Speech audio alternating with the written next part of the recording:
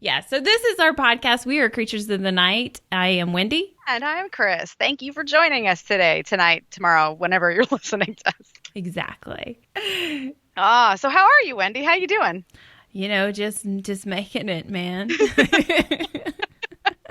I honestly thought you were going to say something in Spanish for a second there. Like, oh man. No, I was trying to get my oldest to teach us Spanish words today. Funny that you mentioned that, because I took French in high school. So we were having him say all these words. And I know this is going to make me sound like an awful mom, but I wanted to know if he knew some curse words in Spanish. Yeah. I was like, do you know my favorite word in Spanish? And he's like, I'm not going to say it. And I was like, I'm sitting here telling you it's okay to say. I want to know how to say it. And then he goes, no. And I was like, because you think I'm going to catch you in the house cursing in Spanish? I'm like, I don't ever catch you going around speaking in Spanish in the house. So pretty sure I'm not going to hear that. Yeah. Well, now he can't, because now if you hear him like dropping some Spanish words, you're like, oh, that's got to be one of the cuss words that I enjoy. Now, if I can just get him to tell me which one of them, then that would be great. That's funny. So I got something funny to tell you, too. It's not about Spanish, but my husband was up first thing this morning downstairs on the couch watching fishing videos, because that's his life now. Oh, my God. Are these like the cool fishing videos that, like, I don't know, it's probably still on TV, but like on ESPN 5 or something, there's like some guy out, you know, fishing, catching big fish, and they always saying crazy shit, and they're pulling up these giant sea monsters. And is it like he's watching those kind of fishing videos? Or are they like instructional? No, so half and half. So what's funny is actually one of the guys that he watches, I swear to God, when I saw him watching this, I was like, is that Johnny Hauser? And my husband's like, who? And so obviously not. But I'm like, okay, you remember when I went to the Villisca Axe murder house and I told you there was that guy there who was super nice? That was Johnny Hauser. The dude that's fishing looks just like Johnny Hauser. But so whenever I see him, I'm like, that's my boy right there. He's going to catch all the fish, because that's really Johnny Hauser. I guarantee it. So no, I don't even know if he was watching a good one. I came downstairs. He has to tell me this story. He says he got up at the ass crack of dawn, because like I said, his whole life revolves around fishing now. So he does that like every morning. He gets up super ass early, and he's usually not even here. He is gone. So he's home. He's watching videos. I come downstairs and he's like, I got to tell you this. It's really funny. I'm sitting here on the couch and I'm watching videos, and I hear someone coming down the stairs. So his back is to the stairs. And he's like, oh, he's thinking it's me. And he even says that in his mind. Oh, I must have woke her up, and now she's coming downstairs to see what the hell I'm doing. So he hears someone coming down. He doesn't see anybody walk past him. And he's like, the fuck? And then all of a sudden on the floor, he sees my fat cat meandering. I said, I told you. And so he laughs at me. He's like, I know you've said that before about Pandora. And I said, look, I even had to warn Wendy's kids when they were over, because one of them slept downstairs. And I said, look, I know you've heard all the stories about my home being haunted. It is. But when you hear something coming down the stairs that sounds like it's a person, it's my beast of a cat. It's not a ghost. I thought that's where you were going. I was like, oh my God, this has happened. Your husband has had a paranormal experience. This is the best. We're going to write this date down in history. Nope, it's the fat cat. Wendy, I wouldn't have even been able to hold it for the podcast for you. I probably would have taken pictures first thing in the morning just to commemorate of his face. Recorded. Say it again. I know, right? Say it one more time for me, please. I so wish it wasn't the cat. I wish so much that the ghost in the house had actually been like, you know what? It's time this motherfucker knows what's up. Nope. He says, it was your football playing beast of a cat coming through. The defensive line. Yeah. And the funny thing is, like, she's got like a kind of a weird, raspy, but high-pitched meow. Mm-hmm. So, of course, she turns and looks at him and she's like, ah? And he's like, the fuck you, cat? And she's like, and you're up. So why don't you feed me now? I need more. Yeah, so I thought that was funny. Not a ghost this time, just a cat. but maybe for future. I mean, he is getting up really early. The only problem is that he's getting up and he's piecing out of the house. He's not sticking around to see if anything's going on. Yeah, and I'm sure if it's really distant sound, he's writing it off as somebody must be up or whatever. So he's not like going to actively investigate it. No. But funny that you mention it. Speaking of cats and possible paranormal activity, I don't know. It was just me. Well, I mean, the kids were in bed and then I'm in bed by myself. The cat's not with me yet. And I hear the cabinet door. Like a cabinet door from my kitchen or from a bathroom or something. And it was really quick, as if she could have pawed at it and it just opened and then shut immediately. Oh. Okay. But I thought, is she strong enough to do that? And also, why would she be doing that? Right. So I inquired everybody else's opinion to this. Well, is a cat strong enough? We couldn't get Winter to reenact it for us. Yeah, right. She wasn't down for it. She was actually quite annoyed that we were trying to force her to do things. So dance, monkey, dance. I thought it was very odd. Now, she's in there always making all kinds of fucking noises before she'll come to bed.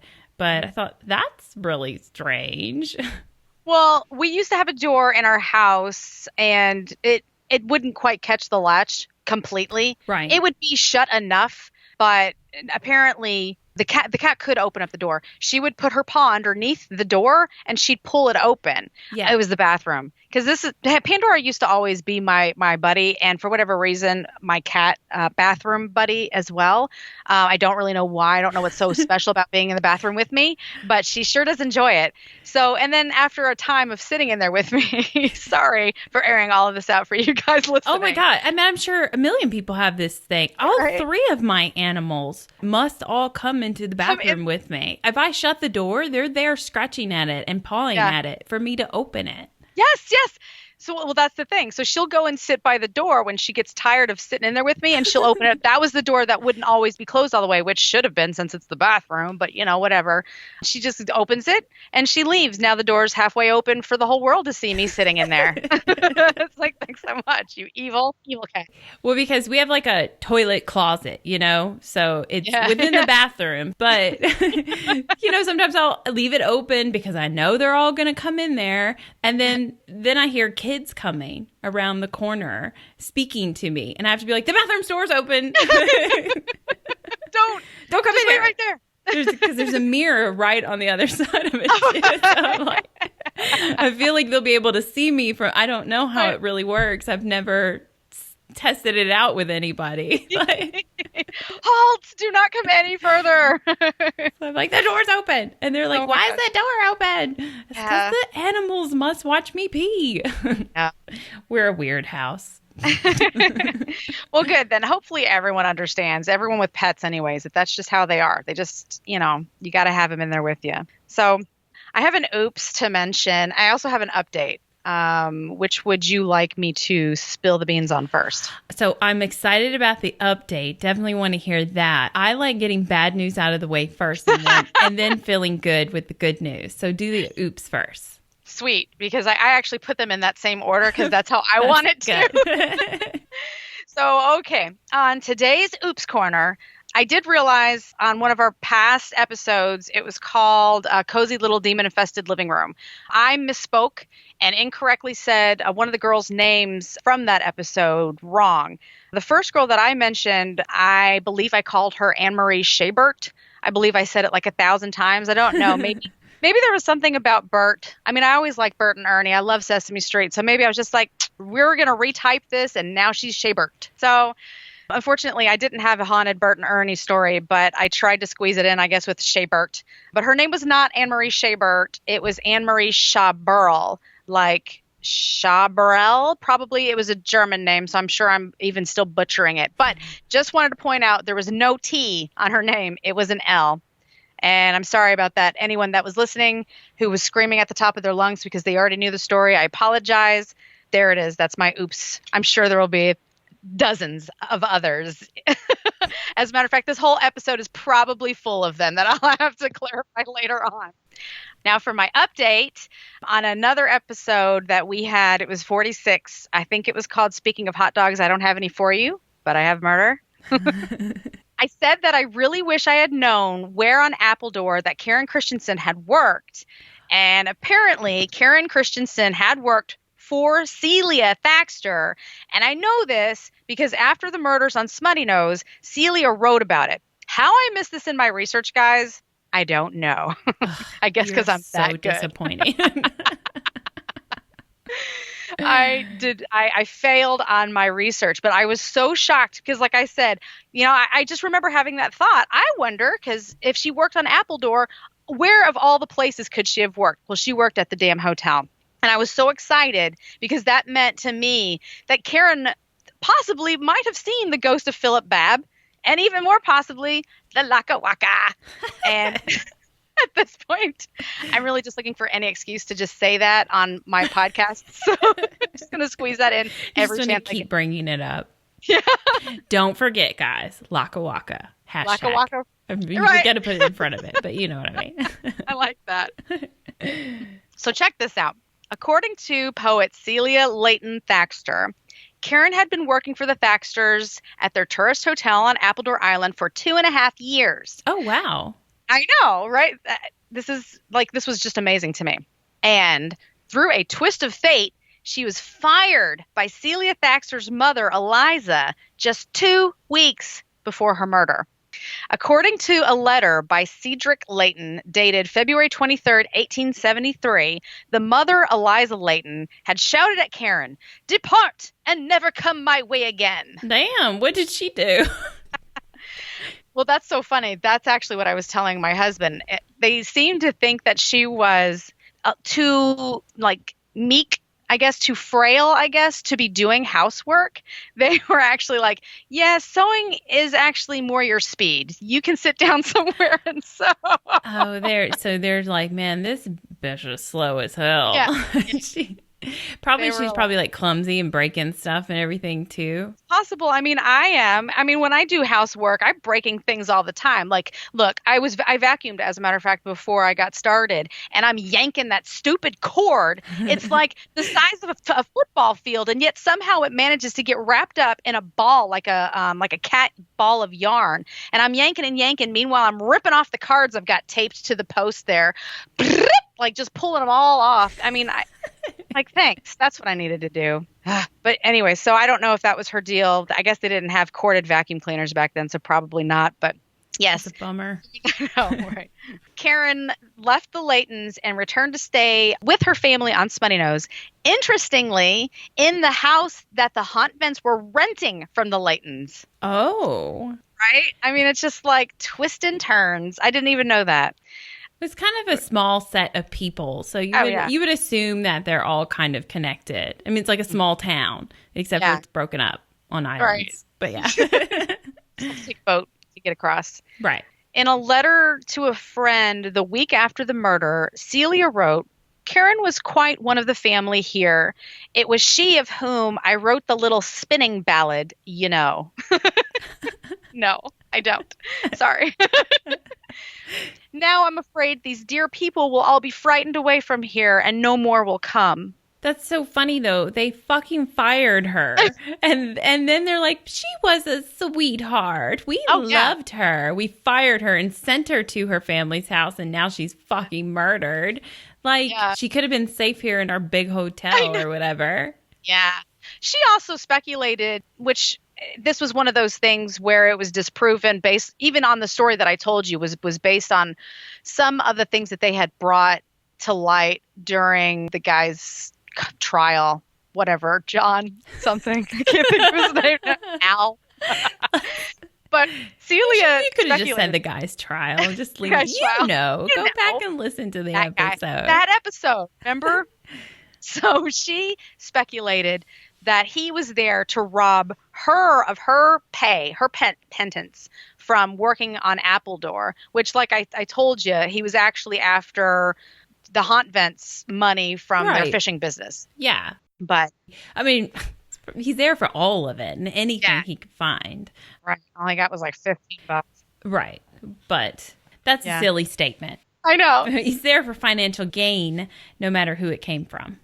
Right, exactly. Well, she was an interesting gal though. She said things like most of like the stories that she had written that involved Norwegian women would basically came from Karen and her sister. She thought that they were beautiful people, their fair skin tone, their blue eyes, things of that nature.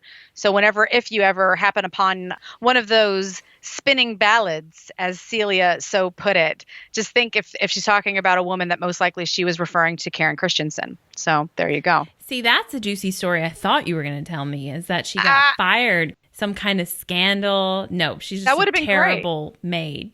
She's a terrible maid. And remember, this is the one that came to live with her sister because she was brokenhearted. So it would have been nice and juicy had she found her a hot date on Appledore and she just couldn't keep her little hands to herself or something like that. But no. She just sucked at cleaning, apparently, because she probably fucking hated it. She's like, you know what? This kind of sucks. So anyways, that was my update. So I do actually have an interesting story for you. Would you like to hear a new one, or do you want to keep talking about past episodes? I want to hear a new one. Okay, cool. I got to tell you, with this one, I fell in love with the story the moment I read it. And like, it was one of those, I was about to actually post this on Twitter. It's like, the whole world needs to see this. And now that I know what I know, I really should have just posted it on Twitter. At the time I read it, I just couldn't. I decided that I wanted to research it more and share it on the podcast. I should have posted it and just walked away, but I didn't. And today, my dear friends and fellow listeners, what I'm going to tell you about is a little story from Hong Kong. Ooh. That's what I said too, right? These days, the areas that I'm going to tell you about are just like any other place. On one hand, you've got a bustling business district crammed with skyscrapers, luxury hotels, and exciting nightlife. On the other hand, you have a touristy, hip little laid-back college town. You've got the best of both worlds here on this peninsula, and roughly within about 20 to 30 minutes from each other, depending on traffic, I suppose. Ooh, don't you think their traffic's terrible? I bet it's horrible. Yeah. And to be fair, I did actually Google map this a couple different times during the day just to see if it would change. So I figured that it was going to be terrible, or it would be like suggesting that I walk. And I never saw that. It was always like, 20 minutes this way, 22 minutes this way. It depends. But 2 minutes traffic, I guess I could handle. So I don't know. Maybe many people aren't driving. Maybe more are walking. I don't know this for a fact or something, but I saw a post one time that in the Asian culture, they're more polite, I guess would be. I don't really know what's the word, but everybody stays on one side to go in one direction and the other side to go in the other direction. And I think it's just more respectful of people's space. Yeah, somewhat. maybe. But I've also seen those videos of where they're trying to cram onto the subway and they're definitely not being respectful. I don't know. I have seen a lot of videos. I've seen one about like some kind of a buffet, and it seems like there's no order when it comes to buffets. I think that's more of like the get out of my way, elbow drop, that's mine, when it comes to that sort of thing. So I don't know. I guess it just depends. Traffic, A-okay, buffet, it's a fight for your life. Watch yourself. Got Watch it. yourself. Okay. So this wasn't always such a cool place. In fact, on December 8th, 1941, Japan launched an invasion on Hong Kong, which is known as the Battle of Hong Kong, which was the first of the battles of the Pacific War in World War II. On the same morning as the attack on Pearl Harbor, forces of the Empire of Japan attacked the British Crown colony of Hong Kong. The attack was in violation of international law, as Japan had not declared war against the British Empire. The Hong Kong garrison consisted of British, Indian, and Canadian units, as well as Chinese soldiers and conscripts from both within and outside of Hong Kong. Sorry, I totally lost my spice. I had to say that really long. Turn this light on. Maybe that'll help me out. Stanley Village was one of the last battlefields on the defense. The Royal Rifles of Canada, many elements of the Hong Kong Volunteer Defense Corps, and sections from the Middlesex were all stationed there. Fighting occurred in the Colonial Military Cemetery itself, and the British eventually surrendered on Christmas Day of the same year. During the 44-month Japanese occupation of Hong Kong, the Murray House in central Hong Kong was used as the command center by the Japanese military police. While under the Japanese, the building was witness to horrible atrocities of torture and murder, which would end up claiming the lives of more than 4,000 Hong Kong citizens. Shit. And these are just citizens, like they're not soldiers or anything. No. After World War II, several government departures moved into the Murray House, which was used for offices of official business. Look, I'm going to tell you right now, it might be Murray, it might be Murray. I'm just going to mix it up. That way there's no more oops corner. How about that? They're like, you pronounced it wrong. Nope. I pronounced it both ways. They're mix it up. Out. They're going to come back and be like, no, those R's are silent. Damn it. So anyways, they used the offices in the building now for official government business. In 1965, the Rating and Valuation Department also moved in, making this one big happy government family until they started hearing and seeing weird shit. Why wouldn't that bring them together even more as a family? You would think so. I guess in most respects, it did, because a lot of the people that were also inside the building agreed on all of the weird shit. So it did bring them closer as a family unit. Many of the government employees reported that active spirits prowled the premises, so they sought out permission from the government to perform an exorcism through Taoist rituals. That was the mic drop. That was the whole world needs to know this. I'm like, are you serious? And they got permission because the government there, I guess in Hong Kong, was like, yep, y'all don't need to fuck around with that shit. Let's just go ahead and exercise this. They did. Members of the Rating and Valuation Department, which were the newbies, basically, to the Murray House, now located in the former Murray Barracks Officers' Mess Building, they told the China Post, and I quote, on a number of occasions, drawings and blueprints had been laid out to dry, but were later found to have been smeared or modified by additional marks and signs. The former officers' mess at the junction of Garden Road and Queens Road East is haunted. So is the former HMS Tamar building, which was a short distance to the east. All reported to the South China Morning Post on May 5th, 1963. Also among the reports was the complaint that equipment in rooms in the western part of the building would break down or refuse to function without any explainable reason. At times, some of the staff heard unaccountable noises from the section of the building and also soft, weird sounds, which could not be explained. What does that mean? I don't know, but I love that description. Soft, weird sound. So I don't know if it was like a like some kind of spooky, because I wouldn't be like, what the hell? I don't have, monkeys or whatever. Just kind of. I just find it interesting that they didn't try to describe it in any certain way. Like say, it sounds like a monkey, or it sounds like a lady crying, or they're just, it's just fucking weird. Okay. There's so much going on. It's very soft, so it doesn't seem aggressive. I don't know. Right. They're just like, it's soft, weird, shouldn't be there. Look, I'm just here doing my job, typing away, doing what I need to do. And then all of a sudden I keep hearing, just get rid of it so I can do my job. Otherwise. Yeah. That's what it is. That's what it sounds like. That they didn't take the time like we would to be like, what does it sound like? Let's record it. Let's play it back. Let's enhance it. Let's see what it's saying. They're just like, what the fuck is that weird sound? Could you make that stop? Right.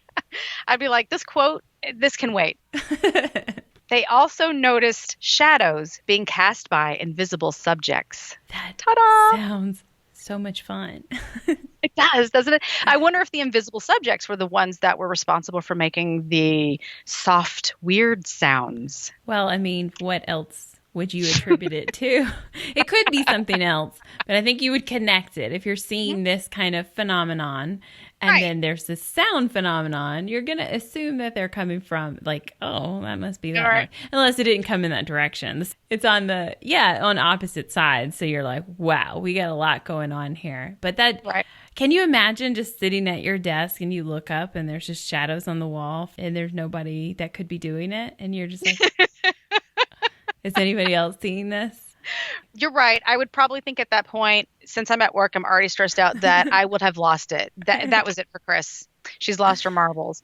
Not thinking in the ghost hunter mindset, like, okay, do I need to sage this place or could it help spice things up a bit? You know, I might stay on a little longer now that I know it's haunted. Oh, for sure. Yeah. You know, now you have a purpose for being there. A puppy came to visit me. Puppy came to visit me. What are you doing? Look at this doggy. She wants to be in the podcast. All you gotta do is bark. Everybody knows you. She smells so good because she's all clean and bathed and stuff. She loves you even after you cut her hair. I bought her a new bed today, too. Oh, well, see, you're buying her affections. I know. It's because I love her the most. Yes, I do. My cats don't like me anymore, so I got to buddy up with the dog now, right? This is not exactly goes along with what you're saying, but it's hilarious. Last night, I'm drinking my little seltzer alcohol drink, and I'm like just putting it up to my lips, and Rose is right here. Her nose, her mouth, she's just right here. That's so cute. And as I open my mouth to drink from it, she licks my lip a little. And I'm like, because I let her inch close to me to see how far she would take it. And then eventually she's like, since you're open, can I have a drink too? And I'm like, Rose, stop it. That's so funny. Have you ever given her alcohol before? No, I've never given them alcohol, but we feed them all the time. So yeah. I told you before, Alexa used to be my wine buddy. That's right. You did, yeah. So I don't know if that's why she was really over here. She's like, hey, hook a sister up. I know you're in that corner. You must be drinking my stuff. Not anymore, Lexi. Too many calories in wine. Sorry, dog. All right. So, and by the way, I don't give her that much. I would let her finish off like the dribble that was in the bottom of my wine glass. I wasn't like pouring me a glass and then pouring her a glass too. Like, come on, dog, drink up. Got a whole bottle. I did admit that to the doctor, and the doctor said, don't do that anymore. Okay. At the former HMS Tamar building, then occupied by the administrative office of Radio Hong Kong, one staff member claimed to have been in the bathroom when he felt a tugging at his sleeve, and then suddenly the air became uncomfortably warm. I'm just like... Okay, so if you're peeing, you're like, okay, I'm done, forget it. But right. like, if you're in the middle of something else, it's like, do I stay in here to finish? No, I know. That is so funny. 'Cause this was personally not one of my favorite claims. I have to say, anything that happens in the bathroom that is not number one or number two is a personal horror story to me. Don't touch me. Don't change the temperature. Just wait until I'm done. And then haunt me all you want, guys. Just not in the bathroom. I have serious business to take care of in there. Leave me alone. This is not the time. I feel so bad for the person who had to come forward with that story. What if he's just making excuses for why he was in the bathroom so long? That's so funny. I love that. I didn't even think about that. They're like, look, where have you been? It's been 10 minutes. And stay out of it for probably 10 more minutes, just in case. He's not done with tugging on sleeve. You don't understand. This was happening. Right? I couldn't leave. They wouldn't let me. They wouldn't let me. He's in there on his fucking phone. Checking the latest stats, whatever. Playing Overwatch or whatever they do on their cell phone. I don't know. On May 19th, exorcism ceremonies were carried out at the Murray House by 90 Buddhist monks in a 10-hour ritual designed to pacify the ghosts. Serious business. Fucking serious. 10 hours. Is it like because the building is huge, or their ceremonies must be way longer than a Catholic priest? Because I've seen that shit on TV and it's over with in like 20 minutes. Yeah, they've got their incense and their holy water. They're doing this and that. They scream at it and sprinkle some shit around, and then they are done. Let's go get pizza. It's clear. See, it feels lighter in here already, right? All right, let's go. No, you're right. These guys took it serious. And the building, back to what you were asking, yeah, it is actually a pretty big building. I don't think it's a 10-hour long ritual, sized building. I think that's just how serious they take it. Well, the monks will be playing around with that shit. I appreciate that. I do too.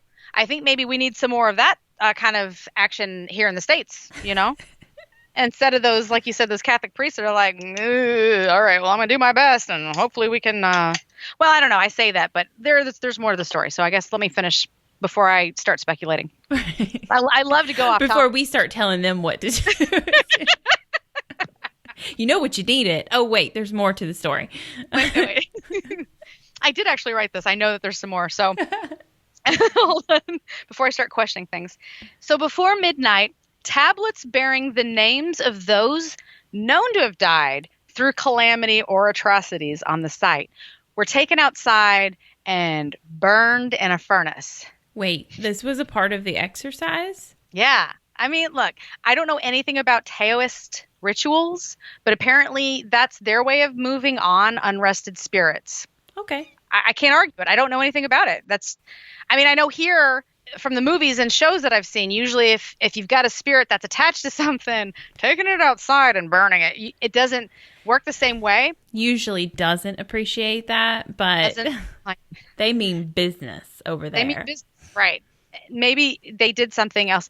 I even hope that I'm saying Taoist right. I hope so. I'm not an expert, but I feel like I've heard that before, and I think you are saying it right. But I really don't know.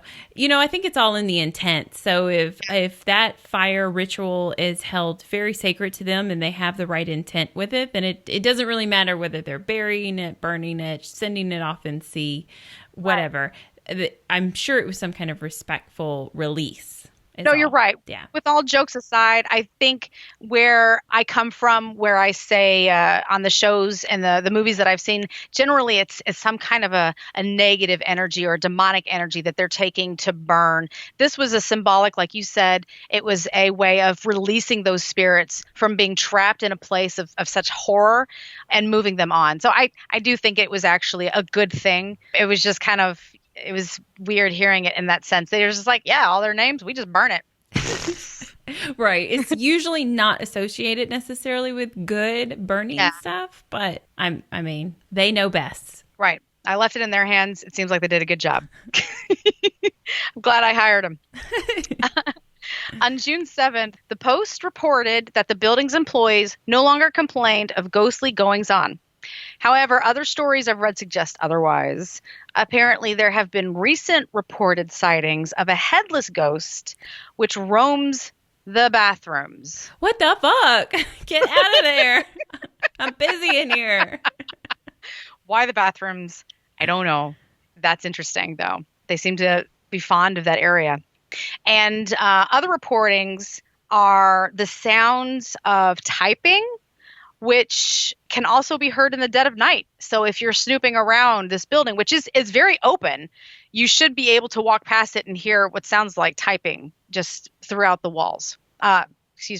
Coming out of the building, not throughout the wall. Unless you're like, hello, is anybody in there? That's creepier. Yeah, I know. Like there's little mice in there with little typewriters. Little typewriters? Well, I wonder if that had anything to do, like maybe the, what did I say earlier? The soft sounds? Yeah. Maybe they could make it out before, but maybe the soft sounds were actually just typing noises. I don't know, because we don't have a description. I type very violently, so... Me too! I could never type softly, ever. No, so unless it actually is mice typing on a little typewriter, then it's not soft, probably. Look, I even have an adding machine at my desk, and I punch those. Oh, you have to. But it's like, I was telling the girl that I work with that it's like sometimes I use it as my punching bag because I'm taking out my frustration from that bam, bam. Yeah, I type pretty hard too. Yeah. I have a fondness for breaking phones. We talked about that before. So my phone always gets it. Right. Now, one other point of interest to the story that I need to mention is that the Murray House, which now stands in Stanley, Hong Kong, was originally constructed in the present-day business district of Central in 1844. This is where it was used as the officers' quarters of the Murray Barracks. In 1932, the historical landmark was dismantled in order to build the new Bank of China Tower. Over 3,000 building blocks or stones were labeled and cataloged so that the building could later be restored. I wonder about the effect that might have had on any lingering spirits, considering that there are recent stories about the building. Like, what if the exorcisms didn't really remedy all of the unrested spirits and they felt like it might be better let's just take it down, guys. Let's just brick by brick. Let's just take it all down and pack it up nice and neat. I don't know. Again, I'm speculating because that's what I like to do. I am always fascinated by this idea. You hear it many times in history, not today really at all. People just demolish stuff and rebuild somewhere else. It's very rare to be like, I'm going to take this down, piece, or just move, they just move houses on those big trucks or whatever, and then relocate them because they want to use the space for something else now, but they're not going to get rid of this house. Or like when you told the story of the Isles of Shoals and they just packed up their houses and put them in boats and stuff. Yep, board by board. They threw them in them. But yeah, they did the same thing. They're just label it piece by piece like it's a Lego set or something like that. Right. Or you're building some IKEA furniture. I don't know. Right. It's just so cool to me that they're reusing materials like this. Yeah. I wish we saw more of that today, but I guess a lot of the stuff that people build today is not really built that way. It's all welded together and stuff. Yeah. So, I mean, you're going to tell me, but I'm so fascinated when this happens because we've talked about this before. Where do the spirits go? They are connected to the stones of this building and go to the new location, or did they hung out in the new building? You keep going because I know I'm sure you have more. I got some weird stuff for you. So basically, what ended up happening is that the housing department proposed the resurrection of the building in Stanley, Hong Kong, which did eventually happen. They restored it, and it officially reopened in 2002, which is just 22 minutes away from where it originally sat. If you're driving, again, I don't know about walking. But there was a small problem with the rebuild. Apparently, a few of the markings on those stones had actually gotten rubbed off during the move. So it had to be put back kind of like a jigsaw puzzle. Oh, my gosh. Like, let's see if this piece fits. Not so much. Let's try that one. It's kind of silly though. It almost sounds like they didn't have an actual architect like helping them with this. It was like, you bitches on your own. We numbered all the shit for you, and then oh no, it rubbed off. Like, we don't know where it goes. Like if they had somebody that was skilled in this, they'd be like, no, that doesn't go there. Structurally, to make it sound, it must go here. Right. It's so funny that they're just like trying to figure it out on their own. That's the funny thing. Like when I first read that story too, I'm like, the fuck are they using chalk? I mean, like it rubbed off. I mean, clearly it's stone. So, I mean, chisel a number or something into it. Like how? No, that would take too long. But it's just apparently it's just so funny. That's what they were thinking. They just took like a lead pencil and they're like 1, 2, and then it just got rubbed off. I thought that was funny. After shortly housing the Hong Kong Maritime Museum, it's now home to restaurants and shops and has a lovely view of the sea. Originally, the Murray House was classified as a Grade 1 building. The rebuilt house was not graded because the relocation project had ultimately failed to meet the international standard for heritage preservation. I'm guessing that had something to do with all of those missing or mislabeled stones. Oh, they fucked themselves. Well, they still recycled, so that's good. They did. They did still recycle it, but you're right. I also questioned the integrity of the building. I did see it. I looked at it, and it looks like a lovely place. I mean, it's been standing for quite some time now, and, I guess it's okay. But it's super open, like I said. It looks like they have like this whole veranda style where like the whole upper floor is open. It just has these beautiful like red or maybe orange curtains kind of flowing. It makes it look very coastal. And like I said, this was the hipster area anyways. So it looks like a place to chill and have a martini or something and watch the sea. Just have a time. I don't know. It looks nice. Sorry, I was just having a flashback of when I actually tried a martini and I was like, that shit's gross. Did you see the thing I posted on Twitter? That's so funny that you said that. Hold on, I got to tell you this. No, I didn't see it.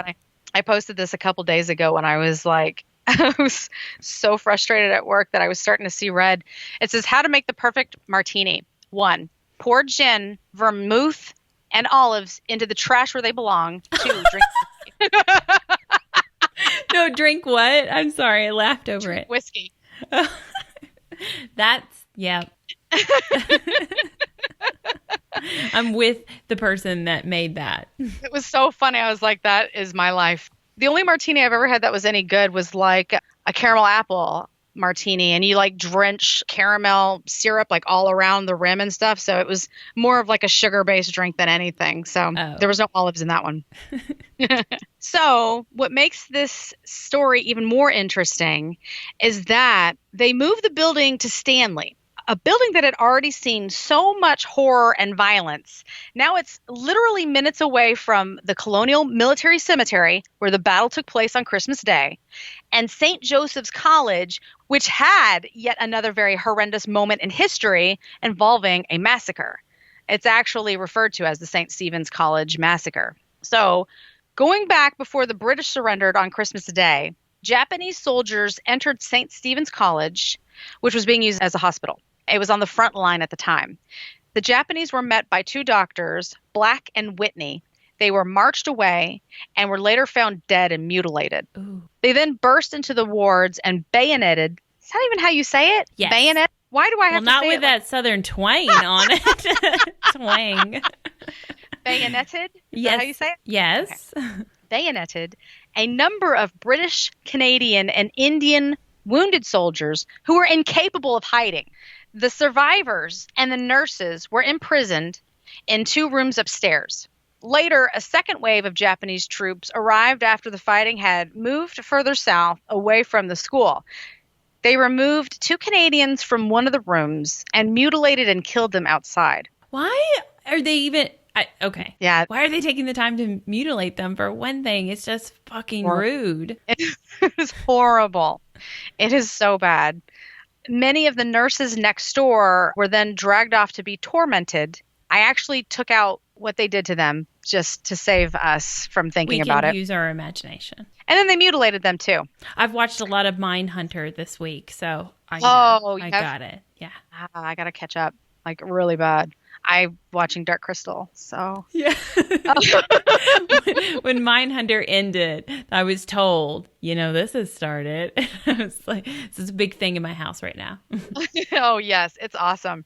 And not to sidetrack from the story, but if you've seen the movie, The Dark Crystal, then you have to see this series. It's beautiful. Now, don't get too close. And Wendy, I might even recommend taking your glasses off so that the speech not really mirroring up with them moving their mouths won't seem so weird. It's kind of blurred. It's like, oh yeah, everything looks about right now. That's good. It's good. I like it. Where was I? Oh yeah.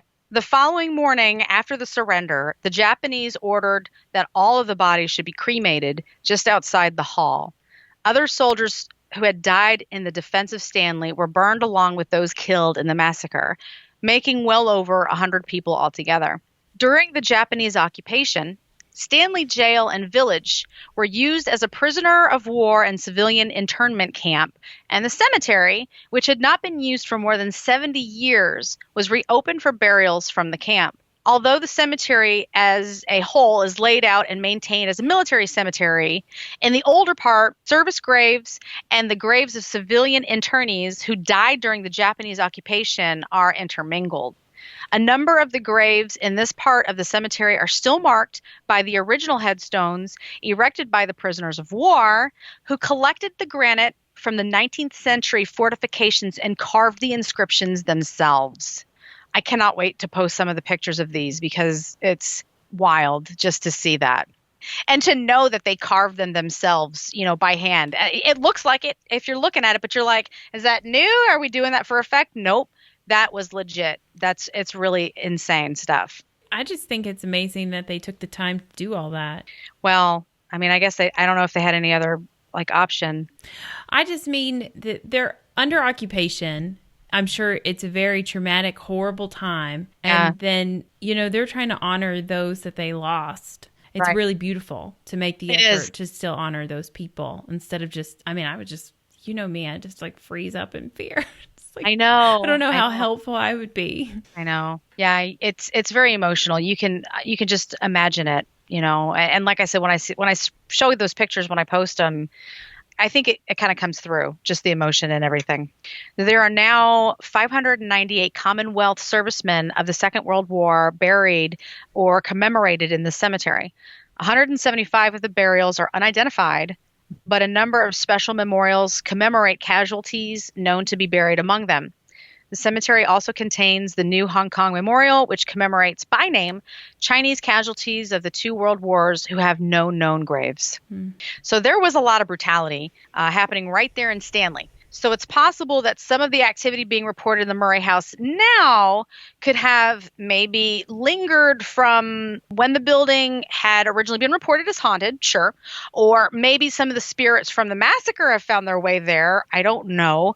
Maybe it's just easier to report that location is haunted because it was a confirmed incident, like the government recognized it, that sort of thing. So maybe that's why there's not as much going on in these other places. Because I wasn't able to really find a whole lot of anything, as a matter of fact, paranormal related to the St. Stephen's College or the cemetery. Well, okay, I say that, but there was one exception. I read the story that a gentleman had wrote. I don't have his name because, again, I'm a terrible researcher. So let's just say, let's call him Al. I was going to say you're like a C+ student. I mean, you just got the name wrong. Like... But I don't know. It's a C- now for sure. So let me tell you about what Al did. That's my new name for him. So Al went to visit the cemetery at night, hoping to communicate with the dead. He was actually looking to investigate it to some degree, but he said that he became so overwhelmed with sadness and emotion that he ended up crying uncontrollably while he was there. Unable to make any connection or able to explain his reaction, he left. And from what I read, he hasn't returned. So that's good. I mean, I know it doesn't give you anything juicy or whatever, but he noted it enough to be like, this is not me. I mean, maybe it was. Maybe he just became overwhelmed with being there and thinking about the people's history, and he didn't expect to have those emotions. But I can tell you personally, I was investigating the Silver Queen in Virginia City, Nevada, and I was trying to speak with the spirit, and then just all of a sudden I got really fucking emotional. And I'm an emotional person. So, you know, maybe not that odd with me, but I could tell you I don't.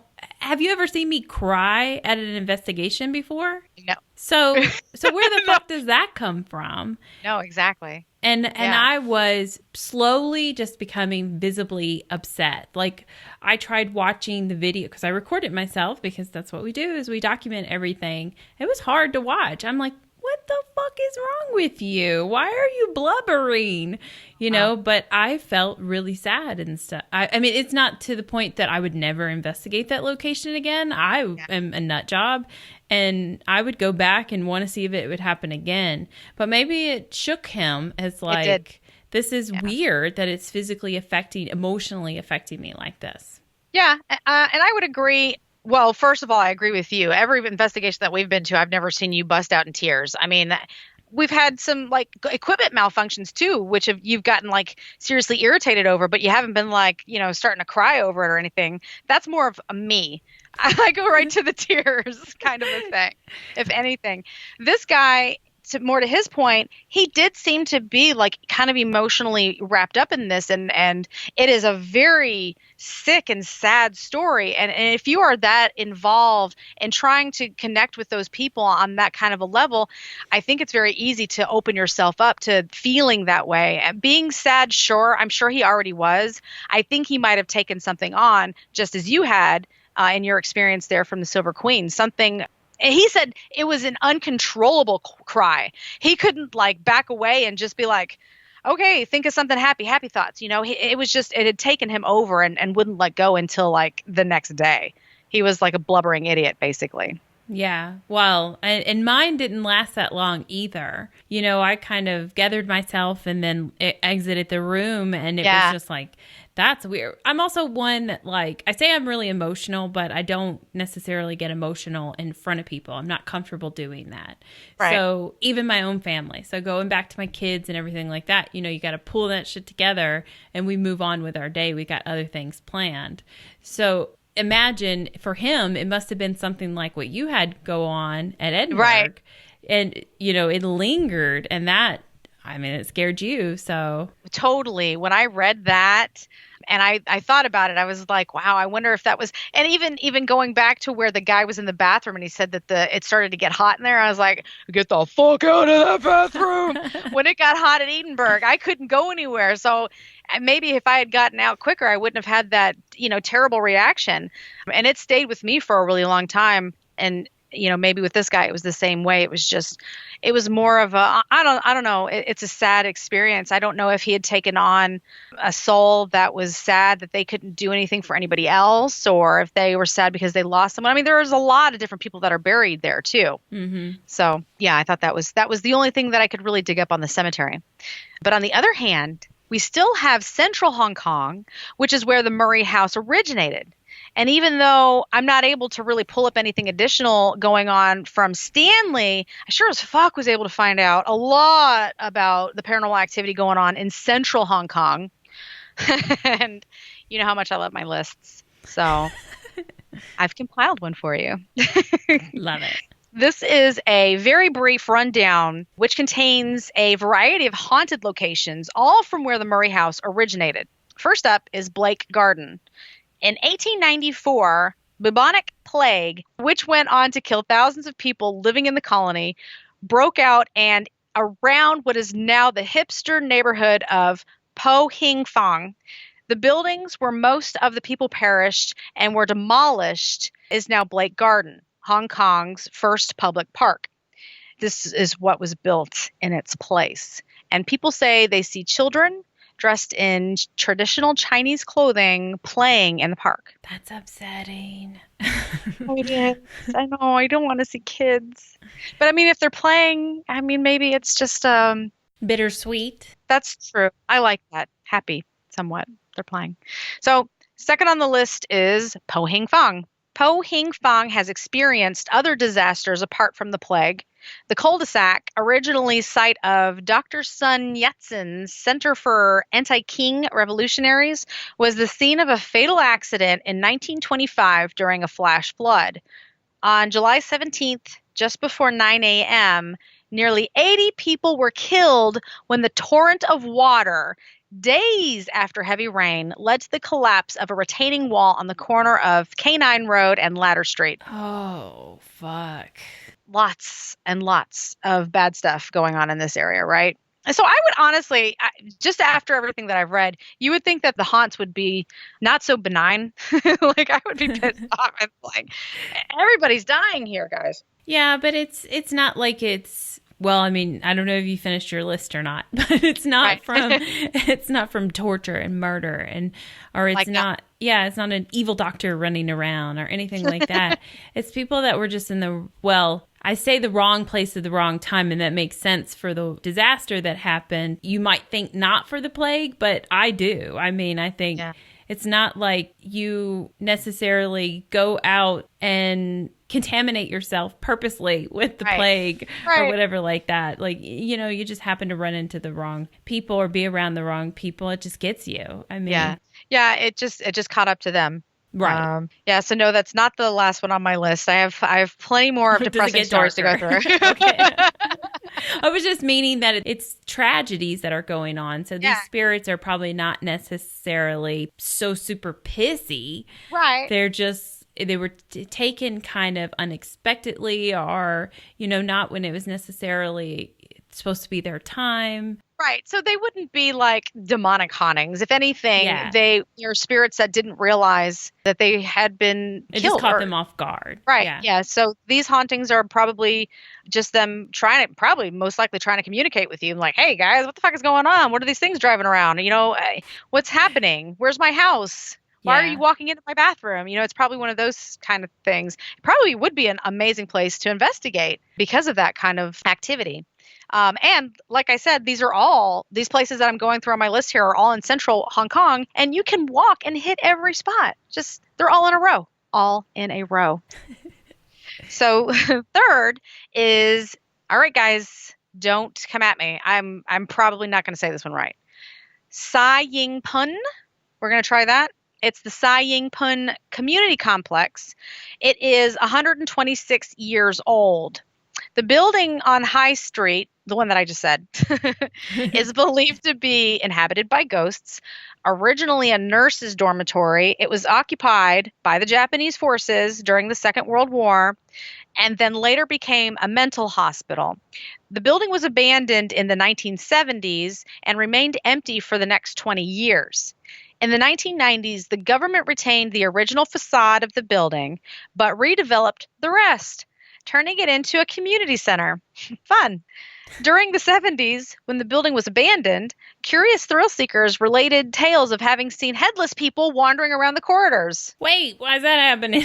Right. Why are they always headless in this area? I don't know if there's a connection there or not, and then they would say that they would see ghosts of previous mental patients, but I don't know how they were able to connect that. I don't know if that's just hearsay or spooky stories, because I didn't see where they were actually like, excuse me, sir, how did you get here?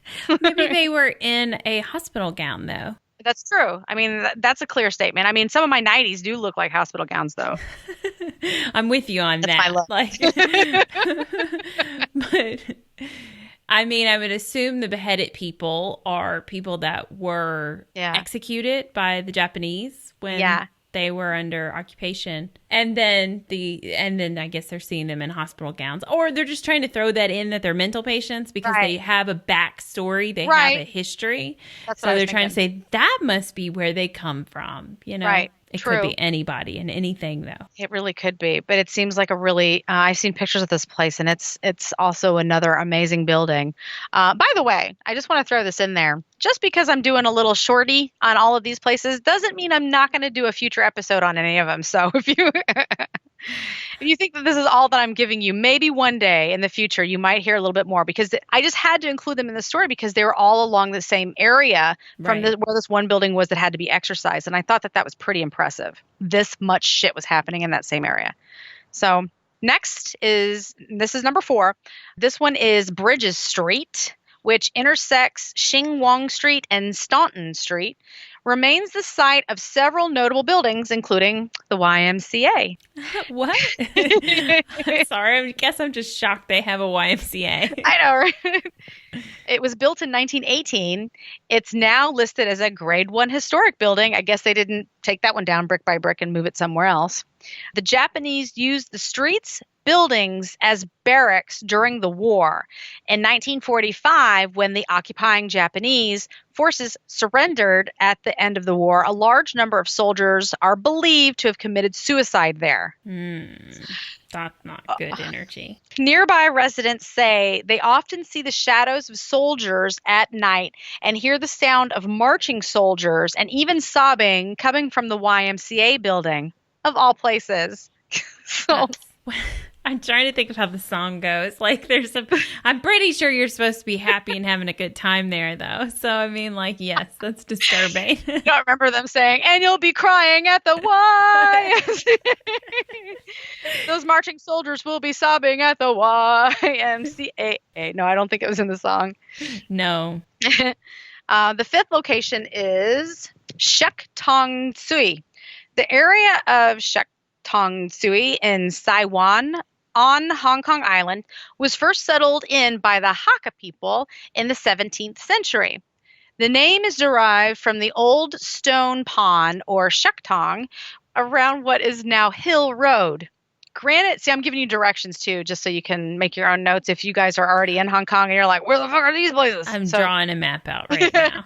No, I'm already sitting there thinking, you're saying that all these things are kind of close in proximity and stuff. I'm like, I wonder if they have a walking ghost tour thing going over there. I wonder, or if they need one. That's what I'm saying. I'd love to live abroad. Oh, that'd be awesome. And like I said, it sounds like a really cool place. I mean, now it does. Not so much then. No. Mm-mm. So granite miners moved to the area in about 1880, and in the early 1900s, Possession Point's brothels were moved here by the then governor, Matthew Nathan, 2 first names. The area flourished as the wealthy came to the area for entertainment and as the Cantonese opera houses and restaurants opened up. Yet the golden era of the district ended in 1935 when the government banned prostitution. However, this period in Shek Tong Tsui's history has inspired many feature films, including Stanley Kwan's 1988's Rogue. I don't know. I just left it in there in case anyone was interested. There you go. Little historical fact there. There you go. For you movie buffs. Brothels were brought back to the area under Japanese occupation, which served only the Japanese occupiers. During this time, the Japanese military living in the area wreaked havoc in the neighborhood. Many civilians and prisoners were executed on the streets. They're pretty ruthless. Yeah, they were really, really, really ruthless. So it's not uncommon for residents of the neighborhood to report hearing the clanking of chains late at night. Many of the old-style stores in the area with loft residents are said to be haunted, with what they assume are the lost souls still occupying those places. I hate the clanking of chains. That's so... I was sitting there saying that could be the brothels too, but whatever. Oh, hi. Yeah. If you're into that kind of thing. All right, we'll go with that. So number 6 is Ship Street's Namku Terrace. Now, this is a creepy little building. A 2-story red brick house that sits on Ship Street with a P, Ship Street. Another grade 1 historic building that had been erected in 1915 by the wealthy To family, so Tu family of merchants from Shanghai. Tu Chun Man was the chief silk salesman and later assistant manager for Wing On department store, and was also a member of the Chinese Chamber of Commerce. He was forced to leave his home when Japanese forces occupied Hong Kong. This property was said to have been used as a military brothel, again, between 1941 and 1945, and Japanese soldiers were believed to have abused and tortured people there. After the war, the house continued to be used by the Tu family until 1988 when it was sold. It is currently owned by Hopewell Holdings. The sightings of headless spirits roaming the mansion have been reported. Yeah, I really feel like everything that involves the Japanese occupation has like a headless spirit there, man. I mean, obviously, well, not obviously, we don't know for sure, but they must have been beheading people. Yeah, they were doing some pretty, like you said, ruthless things. So most famously, a group of teenagers reported seeing an apparition there while spending the night in the abandoned mansion as a dare back in 2003. You see that on like Instagram or Facebook, right? Where it's like, would you spend a night in this mansion? Yeah. Oh, were you about to say for $1 million? Right, I would have done it for free, bitch. I know. It's so funny when you see that. Or it's like, would you work in a haunted graveyard for, yes, I'll take less than what I'm paying to work in a haunted graveyard. Are you kidding? The perks there alone I don't know about that. Just the interactions, man. Got to be better than what I'm dealing with now. Boop, boop, boop, boop. So, yes, on a dare, they stayed the night there. This is, this one I want to find out more about. One girl claimed to have been possessed, while another teenager was forced to seek psychiatric help because of what had happened to him there. Who let these fucking children in this house in the first place? They could, right. You're They're right. dropping some acid and seeing some shit. It's what's Probably. going It on. was 2003. So most likely they're teenagers. They found the abandoned place. They were smoking dope. Sure. That's Something. clear. Yeah. Or drinking. Okay. I got it. They knew the place was haunted. So already they're like on high alert. They're going to be looking for something. But the fact that like one girl was said to have been possessed afterwards while one had to take his ass to see a psychiatrist afterwards, I'm like, I got to know more, guys. Yeah. That's just the itty bitty juicy tidbit. I hope I find out more. And it's like, dare I say it, that Villisca axe murder guy, the guy that went to investigate, what was his name? Buddy Lee. Remember God, I can't remember the guy's name, but we had gone to Villisca Axe Murder House, and Johnny Hauser was like, yeah, well, just don't do anything crazy like that guy that stabbed himself. Yeah. And when you heard his story, he's just like, it was the most oppressive feeling. He looks visibly fucked up from it for the rest of his life. Yeah. I just mean, I can't believe these, like, I don't know. I guess it's my mom going, like just showing all over the place because I have teenagers and all I want to do is never let them go anywhere. So the fact that you said teenagers stayed at a place, I'm like, back up. Hold on. And then they end up fucking possessed and having to seek, mental hospitals and stuff afterwards. I'm like, that's why you don't let your children go anywhere. You know what? That's so true. I actually saw an episode of some show, I don't remember. It's something paranormal. I'm just going to leave it at that. I'm not going to struggle with trying to remember the name. But there was a couple of kids that did something similar, but it was here in the U.S.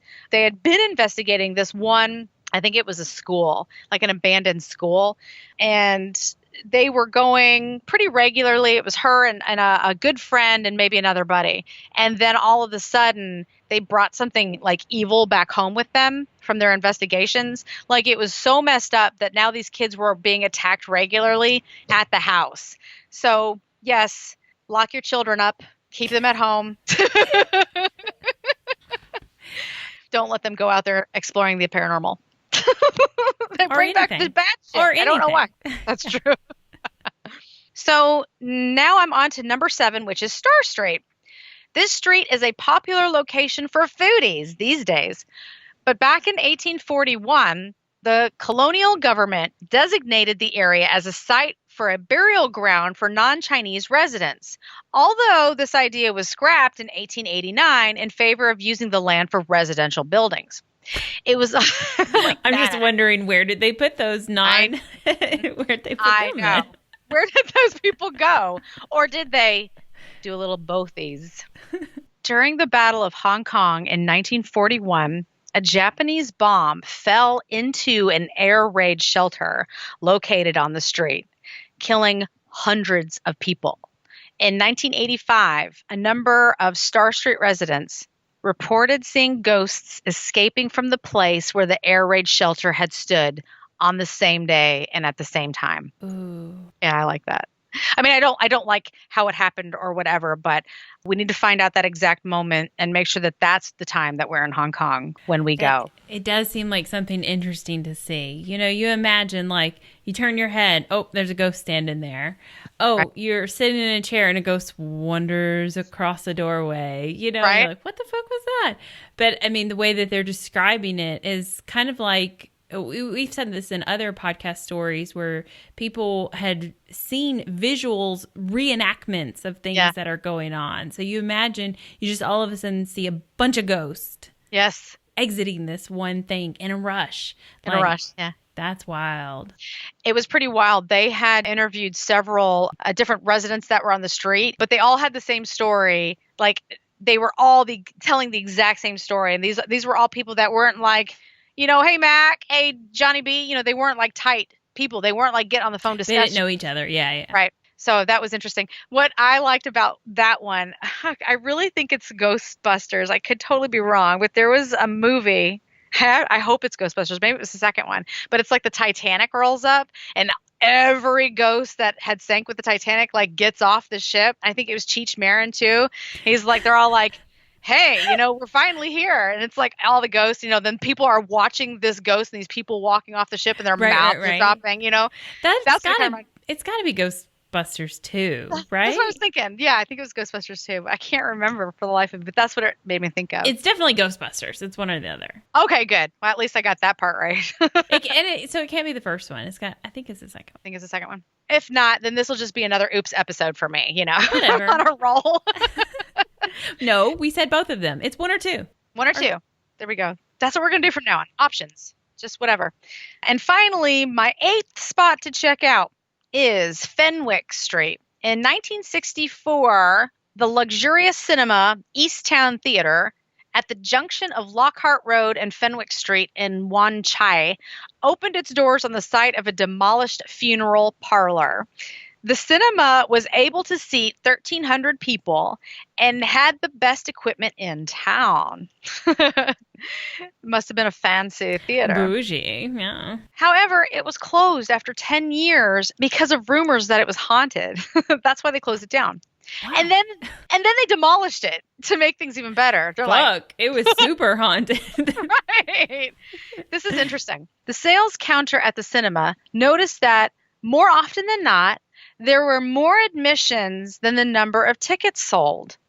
The management thought that maybe it was because of the use of counterfeit tickets. But after checking, they found that the numbers of stubs matched the actual tickets sold. One night, they decided to do a head count and saw mysterious shadows among the audience. And then they started getting stories about ghosts being seen in the toilets. So that was too much for them. Yeah, seriously, they're in the bathroom again. So after that, the theater was closed. Do you think there's a bunch of ghosts in the sewer systems in China? That's just what's happening here. Why are they always in the fucking bathroom? I mean, this place, it was built on top of a demolished funeral parlor. So, I mean, think about it. A funeral parlor, from the things that I've seen, they have that one place. It's usually down in the basement where they're like letting out all your bodily fluids and stuff. So, in essence, it's possible that there was something that was coming up from underneath. I don't know. I mean, usually you don't want to think of funeral parlors being haunted because that's not like where the memories would have been. That's not the place where you'd want to haunt. Like, I mean, unless you're like me and you're like, oh, who else is in here? I'm in a funeral parlor. But, generally speaking, it's going to be the places that if you're just a ghost, you're going to be at the place that you love, the place where you're trying to connect with your family. So I don't know. The place you last were, when you were alive and stuff like that. Not your, I mean, your body's pretty deceased by the time it's heading to the funeral parlor. However, I wish I had the name, but just this week I got a recommendation for a podcast that's all about like stories that happen at a funeral home. Wow, really? Yeah. So, I mean, I guess there are haunted funeral homes out there because there's apparently a whole podcast about it. Wow. And I don't have the name, but I'll try to have it for the next episodes or something. So I'm going to keep sidebarring here and talking about movies. But do you remember in Home Alone when, what's his name? The Polka King of the Midwest is in the back of the rental van and he's talking to Macaulay Culkin's mom, and he's like, well, except for that one time, he got locked up at the funeral home. We remembered and went back and got him after the next day or something like that. But he'll be fine. He sees a therapist or something like that. I don't remember that line, but I remember like the whole her in the vehicle with them. She's talking about how horrible of a mom she is. She's like, can you believe it though? And she's like, yeah, but have you ever like flown away and left your son at home? And he goes, no. And she's like, yeah, I know. And he's like, there was that one time though that I left him at the funeral home. And then he continues to give details and she's just like, oh my God, you're a monster. She doesn't say it, but the look in her eyes says everything. Yeah. So Stanley, Hong Kong is now the peaceful area that I mentioned earlier in my story, the cute touristy spot where you can leave the hustle and bustle of the big city apparently just 20 or 25 minutes behind you, even though it is a very nice place to visit, shop, picnic, take long walks, and simply relax. You got to remember that this was such a devastating place at one time. Well, like I said, the cemetery is 4 minutes away from the Murray House, and the prison is just a couple minutes beyond that, all very near the St. Stephen's College massacre site. Central Hong Kong is the bustling big city, which still seems to have so many trapped spirits that have yet to move on for reasons we are, at this point in time, unsure of, just because I didn't investigate any of those other stories. I said earlier that I really wished I had left this story alone when I originally saw it. And that's because after delving deep into this story, I felt so defeated because I was unable to find out more about the Murray building and the Stanley area hauntings, which is pretty messed up if you think about it. I'm actually really, really glad that there are areas where such terrible tragedies have once occurred, and yet the spirits of those that endured the worst during those battles have actually moved on and may be able to rest in peace, I'm hoping. Somehow those souls did not hold on to those atrocities and are now hopefully in a better place. Absolutely. So otherwise, I thought that the story was incredible. And like I said, I wanted to dig into it so much more. I think that there was a lot that when I was Googling stuff and trying to find out more information, it's just not out there. It's not out there for me to find out anymore. And I don't know if some of it's so old because there were sites that I was clicking on where stuff had been removed. There was also a site that I went right to, and it was all completely in a different language. And I don't know, this is just me and not being educated properly. I don't know if they speak Chinese in Hong Kong or if it's a different language, if it's Cantonese or Japanese. I know that there was a lot of different ethnicities there. So I'm not really sure which language it would even be on this site or these sites that I was Googling and looking up, and the words, I just don't recognize it. So I didn't attempt to translate. I just got my research from the sites that were in English so that I understood what I was telling you guys. So I apologize if there is more out there. That's probably wiser to not try to. I mean, there'd be a whole lot of oops corner. Okay. If we make assumptions that we know what we're talking about in a language we're not familiar with. Exactly. I don't want to do that. Well, I'm glad you did do this story because I was highly entertained.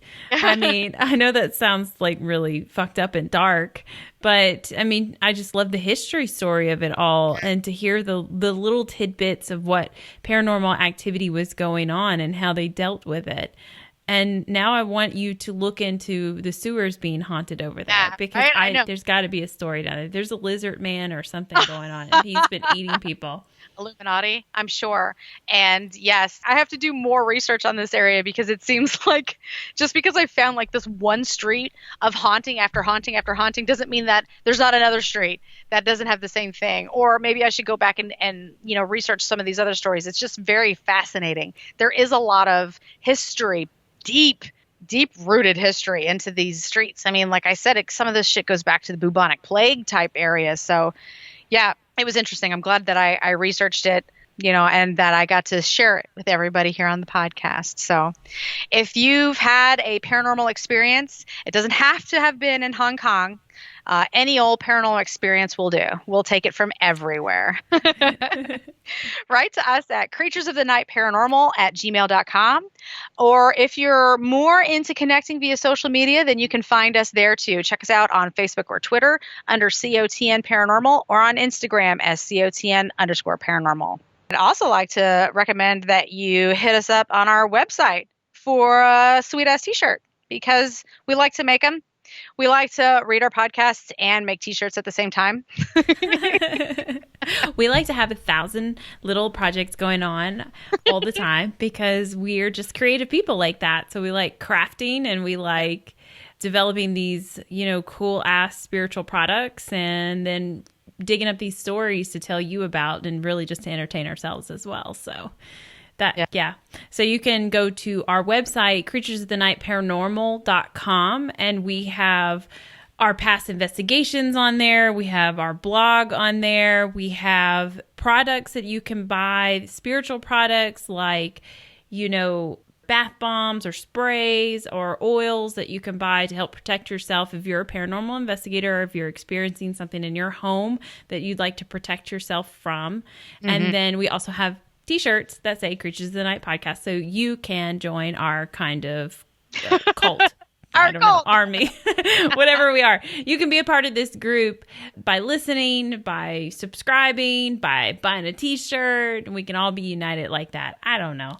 And you can also leave comments on blogs and on our cases. There's a place to comment if you want to leave us your opinion or your experience of any place that we might have explored in the past.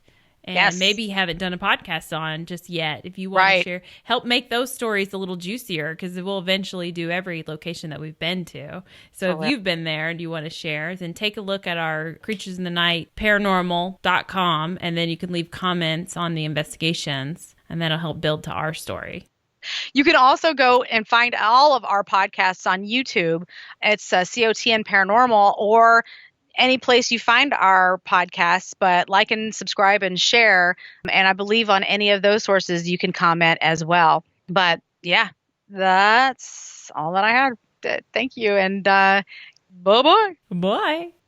You know what we need? I get it. We've got to have a fucking sign off. So like my favorite murder has like a cat meowing, or they're like SSDGM. What is it? Stay sexy and don't get murdered. We need a sign off. That's how we end it. We got to figure that out. I know. When we first started it, I thought, let's try to come up with that. Well, our dumb drunk asses were always yelling things like pineapple out. And I know. I love that. Which, I mean, I still like pineapple out.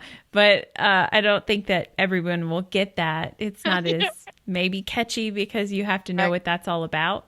And then one time I tried I think I yelled out like sweet dreams, but that's just dumb because I listen to most of my podcasts during the day. Yeah, I know.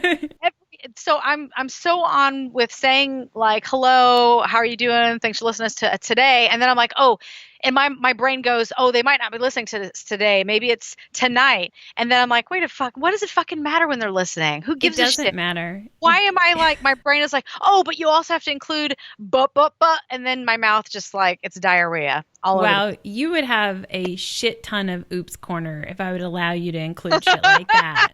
Let me apologize. You probably didn't listen to it at this time of day. Fuck that. They get it. It's okay. But yeah, sign off. I don't know. I mean, like, can people help us out with that? Can they maybe listen to this episode and then when we post it on social media, you just tell us what we're supposed to be saying as a sign off, and we'll try a bunch of different ones out. I mean, I don't want to say like happy hunting or I don't know. That just seems super so cheesy. You see that on like all of the signs at Michael's for like, it's got like a picture of a ghost and it's like happy hunting.